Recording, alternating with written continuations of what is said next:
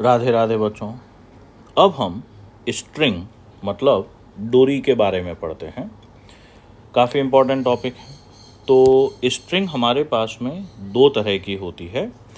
एक हम कहते हैं आइडियल स्ट्रिंग और एक होता है रियल स्ट्रिंग। ठीक है। तो आइडियल स्ट्रिंग हम वो कहते हैं जो कि मासलेस हो, और इसमें एक टर्म अभी आएगा यंग्स मॉडुलस इनफाइनाइट हो। ये हम अभी नहीं समझ पाएंगे, ये हम समझेंगे इलास्टिसिटी पढ़ने के बाद में।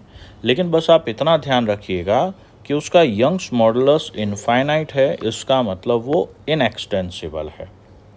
तो मोटे मोटी तौर पे आइडियल स्ट्रिंग मासलेस होती है और इनएक्सटेंसिबल होती है। लेकिन जो रियल स्ट्रिंग होती है उसका कुछ मास होता है, और वास्तव में यही केस सही है। ओके। तो अब हम बात करें कि हमारे पास में एक आइडियल स्ट्रिंग है और हमें ए, बी और सी 3 पॉइंट पे टेंशन निकालना है। अब चूंकि आइडियल स्ट्रिंग है तो इसका मास है ही नहीं, तो हम बात करें टेंशन क्या हुआ। अगर हम किसी डोरी को पकड़ के एक जना इधर से खींचे एक जना इधर से खींचे तो ये डोरी टाइट हो जाएगी। तो ये जो सेंस ऑफ टाइटनेस है डोरी में वो टेंशन कहलाता है, और ये एक तरह का इलेक्ट्रोमैग्नेटिक फोर्स है। अब समझना, चूंकि डोरी आइडियल है, ठीक है, और पूरा का पूरा सिस्टम इक्विलिब्रियम में है, तो पॉइंट सी भी इक्विलिब्रियम में हुआ। तो हम सी का एफबीडी बनाते हैं। तो सी पर डोरी में टेंशन ऊपर की तरफ और एम जी नीचे की तरफ है, तो T equal to M G हुआ। ठीक है। अब ए, बी और सी तीनों पॉइंट पर टेंशन एम जी है, तो हम टेंशन और डिस्टेंस का ग्राफ बनाएंगे। तो इस पूरे स्ट्रिंग में जो कि आइडियल स्ट्रिंग है, थ्रू आउट टेंशन सेम रहेगा। इसी चीज़ को समझने के लिए हम एक दूसरा सिचुएशन लेते हैं कि अब हमारे पास जो स्ट्रिंग है वो आइडियल ना हो के रियल है, क्योंकि हमें एल लेंथ का मास कैपिटल एम दिया हुआ है, एंड इट इज़ रिक्वायर्ड कि हम नीचे से एक्स डिस्टेंस पर टेंशन निकालें। तो इस पॉइंट पे टेंशन दो वेट की वजह से है बेटा। एक तो पहला इस एम जी के कारण, दूसरा इस एक्स लेंथ की स्ट्रिंग का वेट, तो weight of x length of string. अब यहाँ पे हमारा फेवरेट क्वेश्चन 5 आम 40 रुपया। ओके।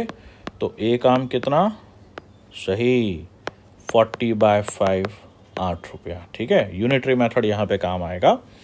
तो अब समझना, हमने लेंथ और वेट लिया।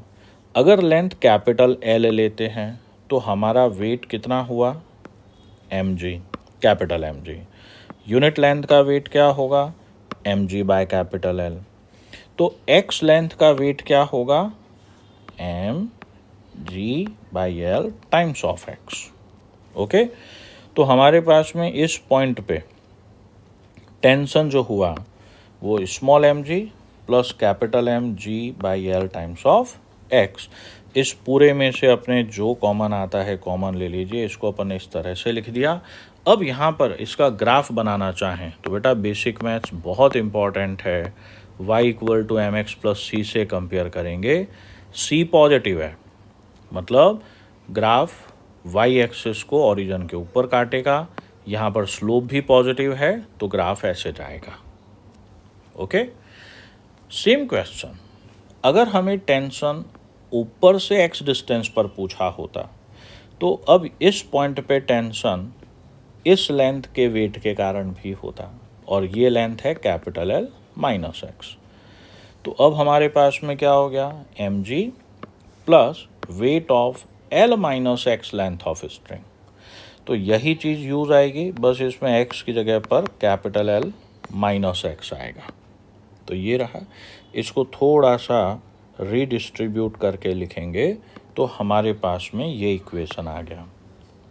अब यहाँ पे इम्पॉर्टेंट क्या है, इसको y equal to m x plus c से मल्टीप्लाई करेंगे तो बेटा c पॉजिटिव है, मतलब ग्राफ y एक्सिस को ओरिजिन के ऊपर काट रहा है। बट यहाँ पर इसका स्लोप नेगेटिव है, तो ग्राफ ऐसा आएगा। ठीक है। तो अब क्या समझ में आया कि ये पॉइंट जैसे जैसे नीचे आता जाएगा टेंशन बढ़ रहा है या घट रहा है? घट रहा है। हाईएस्ट टेंशन इस पॉइंट पर है, x इक्वल टू 0 पर। ओके, और समझते हैं हम, जिससे स्ट्रिंग का नेचर हमें समझ में आए। इस सिनेरियो में L लेंथ का स्ट्रिंग है जिसका मास m है और उसको F फोर्स से खींच रहे हैं। इट इज़ रिक्वायर्ड कि यहाँ से x डिस्टेंस पर टेंशन निकाला जाए।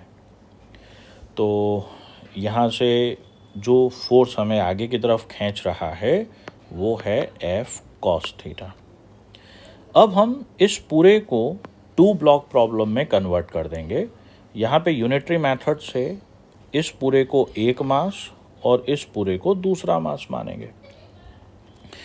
तो x लेंथ का हम मास कैसे निकाल सकते हैं भाई? कैपिटल L लेंथ का मास m है तो यूनिट लेंथ का कैपिटल M बाई L होगा। तो x लेंथ का कितना हुआ बेटा? Capital L by M times of x। तो इस तरह से हमने इन दोनों पार्ट्स के मास बना लिया।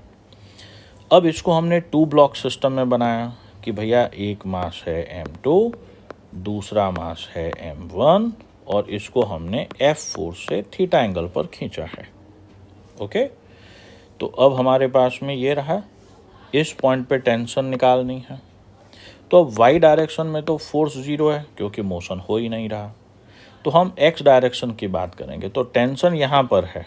ओके, तो m1 के लिए इक्वेशन ऑफ मोशन क्या होगा? F cos theta minus t equal to m1a। और m2 के लिए क्या होगा? t equal to m2a। Okay, तो अब देखते हैं। एफ बड़ी हमने ऐसे बनाया, दोनों के लिए इक्वेशन ऑफ मोशन लिखेंगे। ठीक है, वही आया जो अपन ने सोचा था। कैंसिल आउट करेंगे तो ये हो गया एफ कॉस थीटा, ए कॉमन आ गया, m1 प्लस m2। तो यहाँ से एक्सेलरेशन आ गया। ठीक है, तो अब इस एक्सेलरेशन की वैल्यू अगर हमने इसमें रखी तो हमारे पास में नेट फोर्स आ जाएगा। अब हमारे पास m1 और m2 तो है नहीं, m1 की जगह पर ये वाला और ये वाला वैल्यू सब्सटीट्यूट करेंगे इसमें, तो थोड़ा सा एल्जेब्रा ज़्यादा है, हमारे पास में ये इक्वेशन सिंप्लीफाई होकर ऐसा आएगा। ओके, तो यहाँ से आप वीडियो पॉज करके अपने आप करने की कोशिश करो, आपका आंसर ये आएगा। अब देखिए, वेइंग मशीन के कारण हमने समझा था कि भैया अगर कोई लिफ्ट ए एक्सेलरेशन से ऊपर जाए तो उसमें भारीपन होता है, और स्ट्रिंग को हमने अभी समझा। तो इस पर बेस्ड एक न्यूमेरिकल है जिससे कॉन्सेप्ट क्लियर होगा।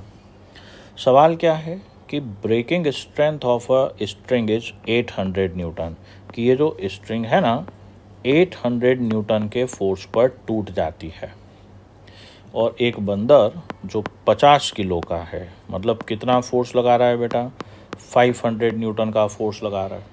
ठीक है, और इस डोरी पर खड़ा, अगर ये खड़ा रहेगा है ना, तो टूटेगी नहीं डोरी, क्योंकि डोरी किस फोर्स पे टूटेगी? 800 न्यूटन, और बंदर का वजन कितना है? 500 न्यूटन।